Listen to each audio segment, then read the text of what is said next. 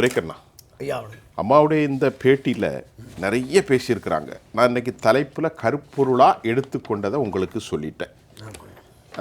திரு துரைக்கண்ணா, நீண்ட நெடிய அனுபவம், 55-60 ஆண்டு கால அனுபவம் அதிமுகவில் உங்கள் பயணத்தோடு, இதை எப்படி நீங்கள் புரிந்து கொள்கிறீர்கள்? அண்ணா திராவிட முன்னேற்ற கழகத்தை தொடங்கிய புரட்சித் தலைவர் எம்ஜிஆர் அவர்கள் திராவிட முன்னேற்ற கழகத்தை தேர்தல் அரசியலிலிருந்தும் அரசியல் களத்திலிருந்தும் முழுவதுமாக அப்புறப்படுத்த வேண்டும் என்கிற பிரதான நோக்கத்தில் தான் இந்த இயக்கத்தையே கட்டமைத்தார். இது ஒரு தொண்டர்களுக்கான இயக்கமாக இருந்தது. இன்றைக்கு பேரறிஞர் பெருந்தகை அண்ணா அவர்களுடைய 57ஆம் ஆண்டு நினைவு தினம். அந்த மாளிகையில் இருந்த அந்த அரசியலை சாதாரண சாமானிய ஏழை எளிய குடிசைவாசிகளுக்கும் கொண்டு வந்தவர். நாடாளுமன்ற சட்டமன்ற உறுப்பினர்களாக, அமைச்சர் பெருமக்களாக சாதாரண சாமானியர்களும் வர முடியும் என்கிற நிலைப்பாட்டை உருவாக்கியவர் பேரறிஞர் பெருந்தகை அண்ணா அவர்கள். அவருடைய நினைவை போற்றி இன்றைக்கு அந்த அண்ணாவின் பெயரில் இருக்கிற ஒரு மிகப்பெரிய திராவிட பேர் இயக்கத்தினுடைய நிலை என்ன என்பதை உணர்ந்துதான் இந்த கருத்தை மரியாதைக்குரிய திருமதி வி.கே. சசிகலா அவர்கள் பதிவு செய்திருக்கிறார். பேரறிஞர் அண்ணா அவர்களுடைய கொள்கை வழியிலிருந்து, லட்சியங்களிலிருந்து திராவிட முன்னேற்ற கழகம் திசை மாறி செல்லுகிறது என்பதற்காக திரு கருணாநிதி அவர்கள் தலைமையிலே இது ஒரு மோசமான நிலைக்கு கொண்டு செல்கிறது, மக்கள் விரோத போக்கிலே ஈடுபடுகிறார்கள், தங்கள் குடும்பத்திற்கான அரசியலாக நடத்துகிறார்கள் என்கிற கருத்தாக்கத்தின் அடிப்படையில் தான் அண்ணா திராவிட முன்னேற்ற கழகம் என்கிற பேர் இயக்கத்தை உருவாக்குகிறார். 1976 அனைத்து இந்திய அண்ணா திமுக என்கிற தேசிய கட்சியாக அதை கொண்டு செல்கிறார். கடந்த 53 ஆண்டுகளில் 1977, 80, 84 புரட்சித்தலைவர் எம்ஜிஆர் அவர்கள் ஒரு தொடர் வெற்றி. அதைத் தொடர்ந்து 1991, 2001, 2011, 2016 என்று மாறி 4 முறை மறைந்த முன்னாள் முதலமைச்சர் அம்மா செல்வி ஜெயலலிதா அவர்கள் ஆட்சி அதிகாரத்தை நடத்தினார். 7 முறை ஆட்சி கட்சி. சுமார் 31 ஆண்டுகள், 53 ஆண்டு அதிமுக வரலாற்றில் 31 ஆண்டுகள் இந்த மண்ணை ஆண்ட ஒரு மிகப்பெரிய அரசியல் இயக்கம் அனைத்து இந்த அதிமுக. புரட்சித் தலைவர் எம்ஜிஆர் காலத்திலும் அதற்கு பிறகு அம்மா செல்வி ஜெயலலிதா காலத்திலும் அது ஒரு ஆகப்பெரிய அரசியல் இயக்கமாக தமிழகத்தினுடைய மிக முக்கிய கட்சிகளில் ஒன்றாக இருந்தது. அவருடைய காலத்தில் இந்தியாவின் 3வது பெரிய அரசியல் கட்சியாக டெல்லி பட்டினத்திலே கொண்டு வந்து இந்த அரசியல் இயக்கத்தை நிலைநிறுத்தி சென்றவர் அம்மா செல்வி ஜெயலலிதா அவர்கள். இன்றைக்கு எந்த நிலைக்கு போயிருக்கிறது என்கிற அந்த வேதனையின் அடிப்படையில் தான் இந்த விஷயங்களை அவர் முன்னிறுத்துகிறார். துரோகிகளையும் எதிரிகளையும் முறியடித்து அம்மாவின் ஆட்சியை, கழக ஆட்சியை புரட்சித் தலைவர் எம்ஜிஆர் கொண்டு வந்த அந்த நல்லாட்சியை நான் நிறுவுவேன் என்கிற சபதம் ஏற்றிருக்கிறார். இந்த சபதத்தை நிறைவேற்றினால்தான் தமிழக மக்களுக்கு விடிவு என்பதை தமிழக மக்களும் முற்றிலுமாக உணர்ந்திருக்கிறார்கள். இப்போது தலைவனுடைய அந்த தொண்டர்கள் இயக்கம் எப்படி பயணித்தது அப்படிங்கிறத நம்ம பார்க்கணும். ஒரு தொண்டனை கூட இழக்க மாட்டேன் என்று புரட்சித் தலைவர் எம்ஜிஆர் அவர்கள் செயல்பட்டார்கள். தன்னிடமிருந்து கருத்து மாறுபாடு ஏற்பட்டு வெளியில் சென்றவர்களெல்லாம் அரவணைத்து, கட்சி முக்கியம், கட்சியின் நலன் முக்கியம், கட்சியை நம்பியிருக்கிற நம்முடைய பல லட்சக்கணக்கான இன்று கோடிகளை தாண்டி இருக்கிற அந்த தொண்டர்களின் அரசியல் வாழ்வு முக்கியம் என்று கருதி அவர் அரசியல் நடத்தினார். மரியாதைக்குரிய அம்மா செல்வி ஜெயலலிதா அவர்களுமே தனக்கு எதிரான நிலைப்பாடு உண்டு. புரட்சித் தலைவர் மறைவுக்கு பிறகு 88, 89 காலகட்டங்களில் ஜே அணி, ஜா அணி என்று பிரிந்து இருந்த நிலையில் இந்த நிலைப்பாடு என்பது ஒரு மிக மோசமான தோல்வியை தெளிவு. 89, 1976 ஆட்சியை பறிகொடுத்த திராவிட முன்னேற்ற கழகம் 13 ஆண்டுகளுக்கு பிறகு 89 ஆட்சிக்கு வர முடிந்தது என்றால் பிளவுபட்டு இருந்ததால், அண்ணா திராவிட முன்னேற்ற கழகம் ஜே அணி, ஜா அணி என்று பிளவுபட்டு நின்றதால் மட்டுமே அவரால் வெற்றி பெற முடிந்தது. இல்லை என்றால் இன்றும் கூட அவர்கள் அரசியல் களத்திற்கு, ஆட்சி அதிகாரத்திற்கு வந்துவிட முடியாது என்கிற நிலைதான் இருந்தது.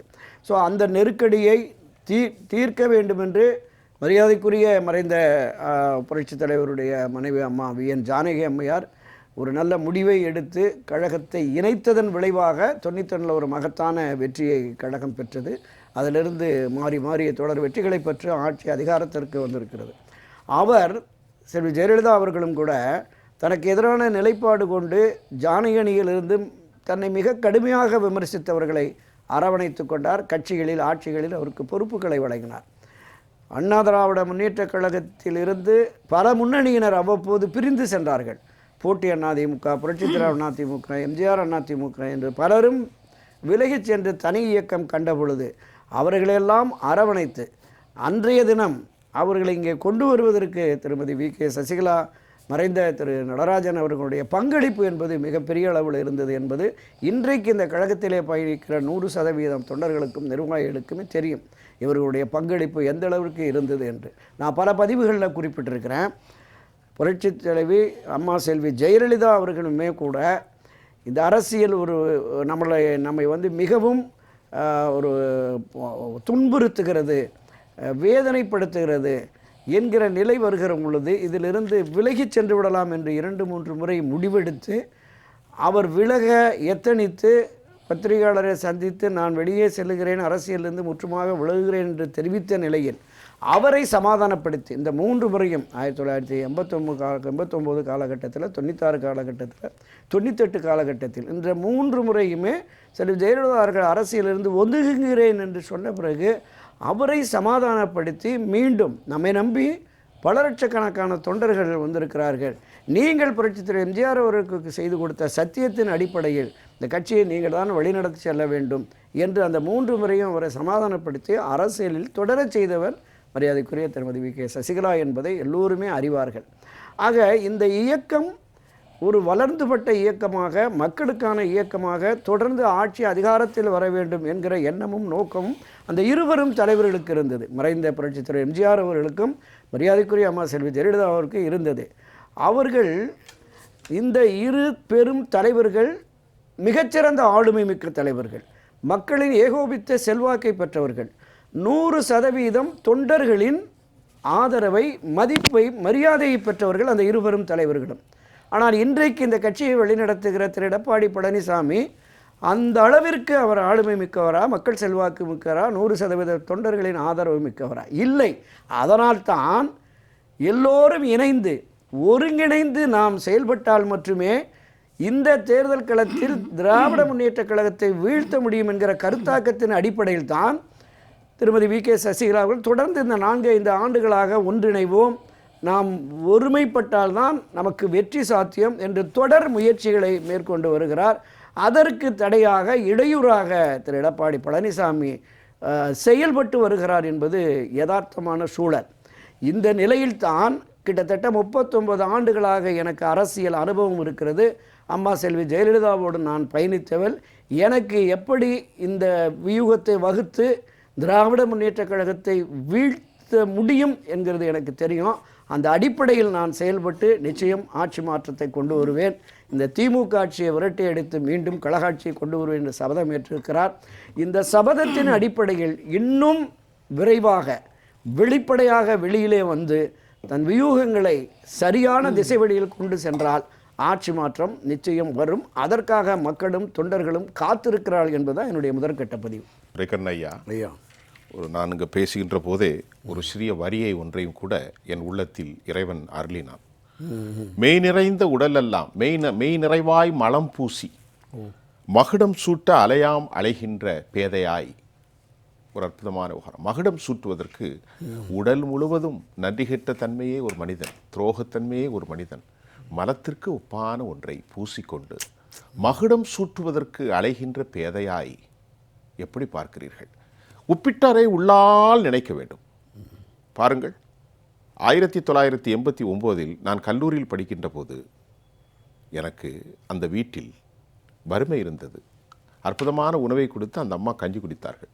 33 ஆண்டுகள் நினைத்து பார்க்கின்றேன்.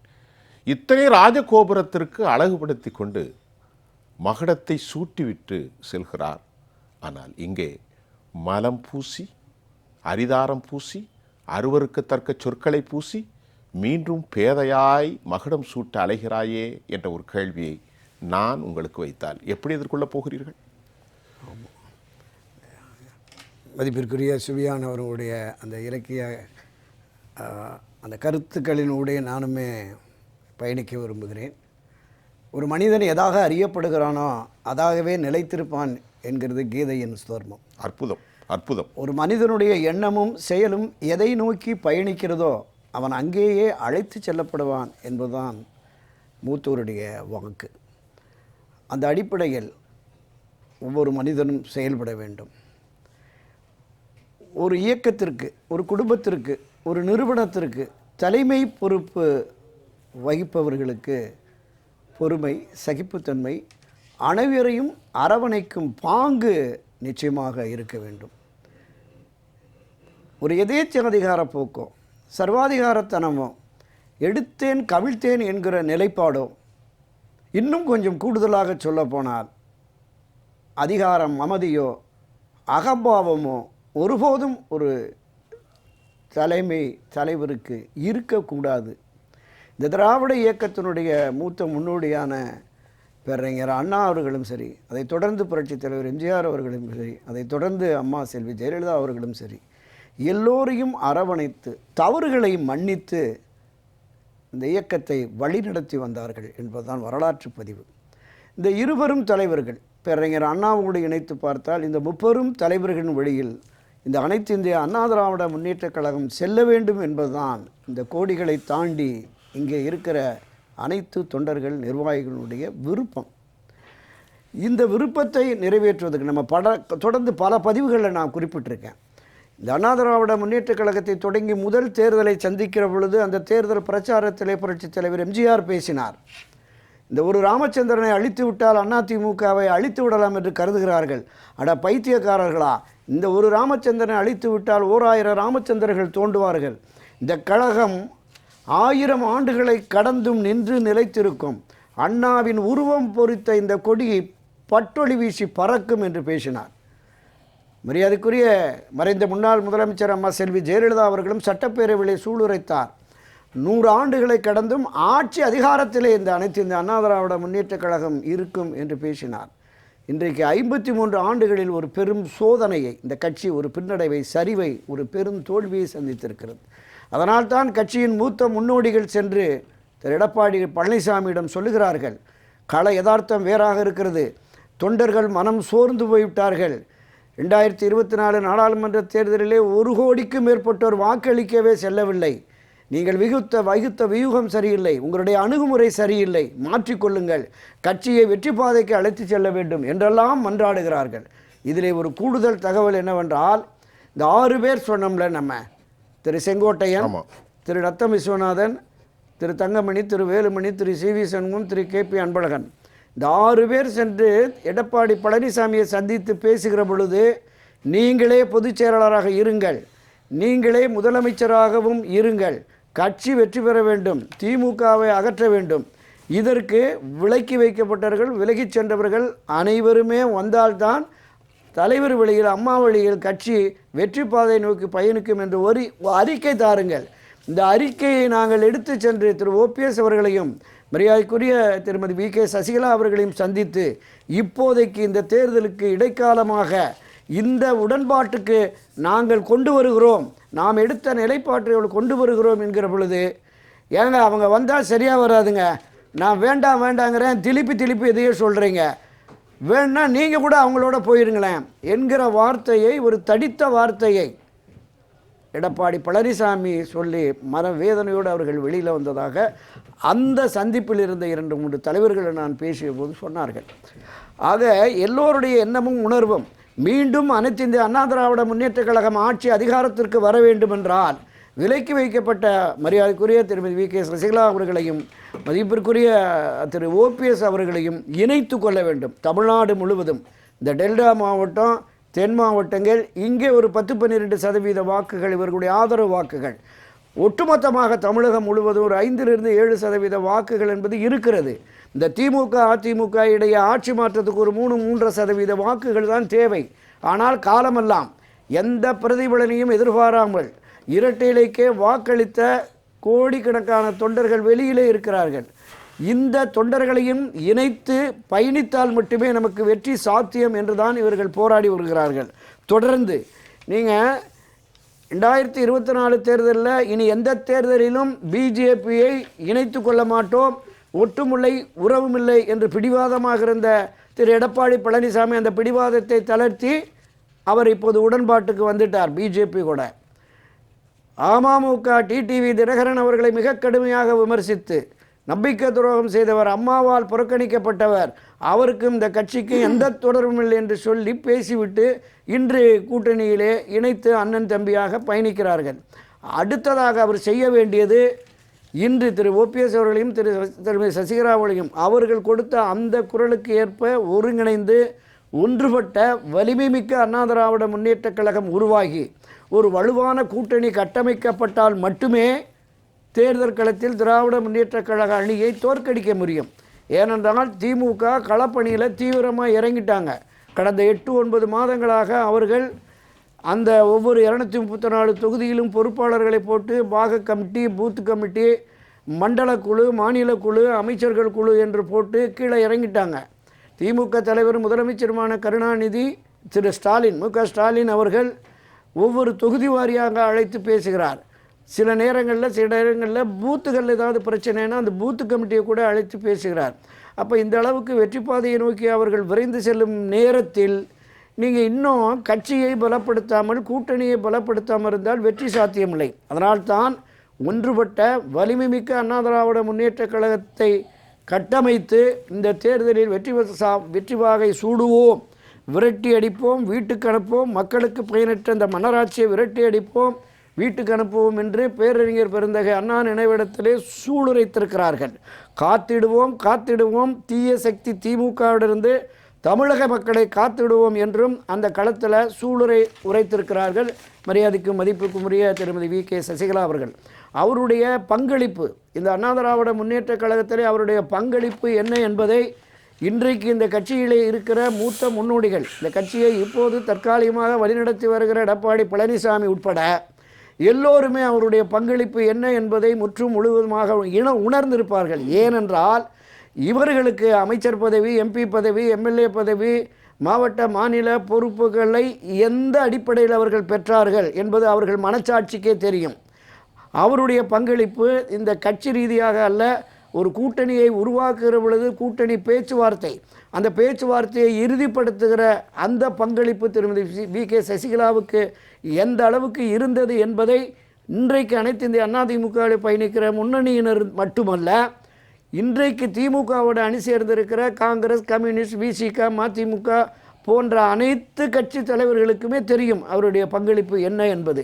எனவே நிச்சயமாக அவர் தெரிவித்தபடி இந்த 39 ஆண்டு கால அந்த அரசியல் அனுபவத்தின் அடிப்படையில் ஒரு வியூகம் வகுக்கிறேன் என்கிறார். அந்த வியூகம் வெற்றி பெற்றால் மட்டுமே தமிழக மக்களை காப்பாற்ற முடியும். கண்டிப்பாக பார்ப்போம். சுருக்கமாக ஆளுக்கு ஒரு கருத்து. ஆமாம் சொல்லுங்கள்.